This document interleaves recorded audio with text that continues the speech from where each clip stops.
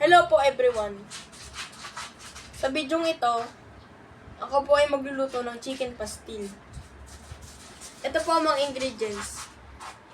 Chicken breast, mantika, toyo, suka, paminta, garlic, onion, siling labuyo, asin, dahon ng laurel, at seasoning. Lalagay po natin ang chicken breast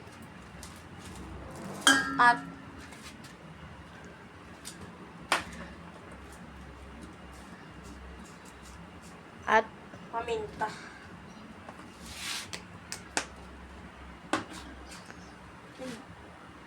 Pagkalaga ko po ng chicken breast, pinalamig ko to at hinimay. Ito na po ang hinimay na chicken breast. Tayo po ay magigisa na. Maglalagay na po tayo ng mantika. Pagka mainit na po ang mantika, lalagay po na natin ang bawang, sibuyas, at sili. Go. Haluin na po natin siya.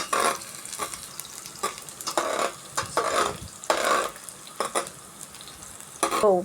Hintayin po natin mabawang... ano naman natin siya. Hintayin po natin mag-brown po ang bawang. Go. Nag-brown na po ang bawang. So, naglalagay na po natin ng chicken breast. Go. Ano na? Nag-brown na po ang bawang. So, ilalagay na po natin ang chicken breast na.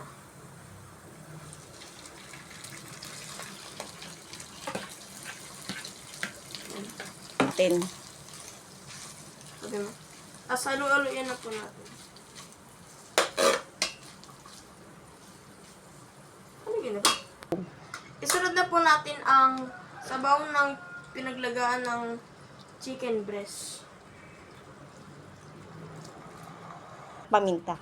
Wait lang. Susunod na rin po natin ang toyo, asin, at paminta.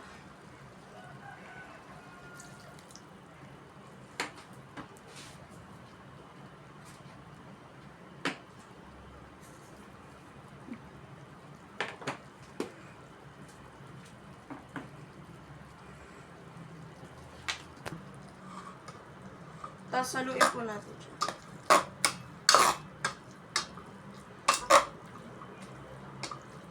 Go. Go. Haluin po natin siya para maano yung ano to. So, lalagyan. Halu-haluin po natin ng mabuti. Tapos, papakuloyin po natin siya hanggang matuyo ang sabaw. Medyo natuyo na po ang ating pastil. Pwede na po natin ilagay ang suka.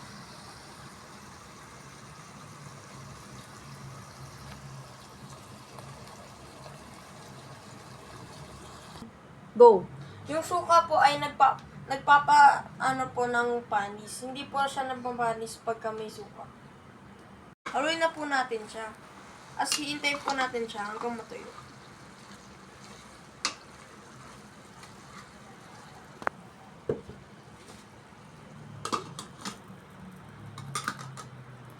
Ito na po ang lutong pastil. Ito na po ang final product ng ating niluto. Yan, musok-usok pa. Ito talaga.